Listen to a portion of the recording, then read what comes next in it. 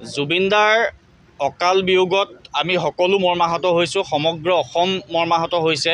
আজি তিয়কবাসীও সেই মৰ্মাহত হোৱাৰ পাছতেই তিয়কবাসীয়েও আজি ৰাজপথত ওলাই আহিছে। তিয়কবাসী ৰাইজে, তিয়ক আঞ্চলিক ছাত্ৰ সন্থাই, তিয়ক বাণিজ্য সন্থাই আৰু তিয়কবাসী ৰাইজে আজি মম শিখা সমদল কৰি আমি এটা কথাই ক'ব বিচাৰিছোঁ, জুবিনদাৰ যি অনাকাংক্ষিত মৃত্যু হ'ল আৰু এই মৃত্যুক মুখ্যমন্ত্ৰীগৰাকীয়ে হত্যা বুলিও কৈ আছে, আমিও সন্দেহ প্ৰকাশ কৰিছোঁ।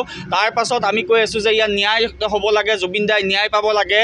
কোন দুখীয়ে এনেকুৱা ধৰণৰ নিষ্কাৰ্য কৰিলে সেইসকলক অতি শীঘ্ৰে তেখেতসকলক অতি দৃষ্টান্তমূলক শাস্তি প্ৰদান কৰিব লাগে আমি দাবী জনাব বিচাৰিছোঁ। আমি ক'ব বিচাৰিছোঁ SITয়ে যি তদন্ত কৰি আছে এই তদন্ত প্ৰক্ৰিয়া পানী নৰকা ধৰণে হ'ব লাগিব।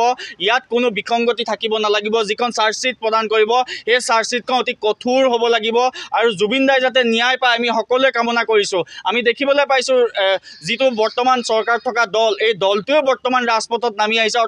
অৰ্থাৎ এটা কথা প্ৰমাণ হৈছে যে আন্দোলন নকৰাকৈ একো নাপায় যি নাপায় জুবিন গাৰ্গৰ ন্যায়ৰ কাৰণেও কিন্তু আমি আন্দোলন কৰিবলগীয়া হৈছে। অৰ্থাৎ চৰকাৰী পক্ষই নিজেই ৰাজপথলৈ ওলাই আহিছে, তাৰ পাছতো যদি জুবিনদাই ন্যায় নাপায় এইটো অসমৰ ৰাইজৰ কাৰণে অতি দুখৰ কথা হ'ব। অসমৰ ৰাইজে এইটো কেতিয়াও পাহৰিব নোৱাৰিব। অসমৰ ৰাইজৰ লগতে আজি তিয়কবাসী ৰাইজেও এইটো দাবী যে অতি শীঘ্ৰে জুবিনদাৰ এই ঘটনাটোৰ লগত যিসকল দোষী আছে দোষীক দৃষ্টান্তমূলক শাস্তি প্ৰদান কৰিব লাগে আৰু দৃষ্টান্তমূলক শাস্তি যেতিয়ালৈকে প্ৰদান নকৰিব তেতিয়ালৈকে আমাৰ এই ধাৰা অব্যাহত থাকিব আৰু ন্যায় বিচৰাৰ যি আন্দোলন এই আন্দোলন অব্যাহত থাকিব। আমি মম শিখা সমদল কৰিছোঁ, ইয়াৰ পাছত বিভিন্ন ধৰণৰ কাৰ্যসূচী গ্ৰহণ কৰিম। অনাগত দিনত জুবিনদাই ন্যায় নোপোৱা পৰ্যন্ত আমাৰ এই সংগ্ৰাম অব্যাহত থাকিব।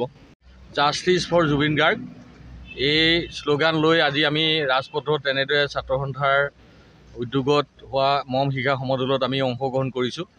আমি প্ৰতিবাদ কৰিবলৈ বাধ্য হৈছোঁ। আমি দেখিছোঁ যে সকলো ৰাইজে এতিয়া ন্যায় বিচাৰিছে।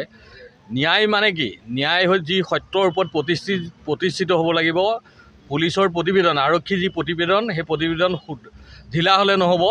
পানী নসৰকা প্ৰতিবেদন আমি বিচাৰিছোঁ। পানী নসৰকা প্ৰতিবেদন মানে ন্যায়।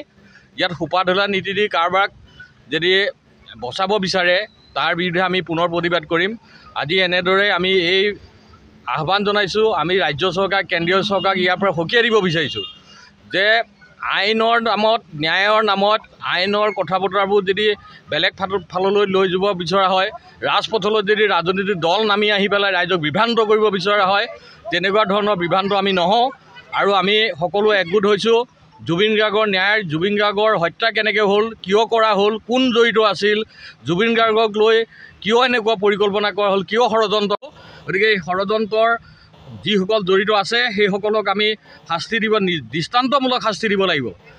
এনেকুৱা দৃষ্টান্তমূলক শাস্তি দিব লাগিব যাতে আমাৰ প্ৰাণৰ শিল্পীজনক যি হত্যা কৰাৰ পৰিকল্পনা কৰিলে তেওঁলোকে যাতে আৰু কোনো যাতে এনেকুৱা ধৰণৰ নিৰীহ আৰু কোনো শিল্পী যাতে তাৰ বলি হ'বলগীয়া নহয়, কোনো যাতে জাতীয় সত্তা যাতে এনেদৰে নাইকিয়া হৈ যাবলগীয়া নহয়, তেনেধৰণে ব্যৱস্থা গ্ৰহণ কৰিব। পানী নসৰা প্ৰতিবেদনৰ বাবে আজি আমি ইয়াত উপস্থিত হৈছোঁ আৰু এনেকৈ আমি মন শিখাৰ জৰিয়তে আমি কেন্দ্ৰীয় ৰাজ্য চৰকাৰক ইয়াৰ পৰা দাবী জনাইছোঁ জুবিন গাৰ্গৰ মৃত্যু ন্যায় লাগিব।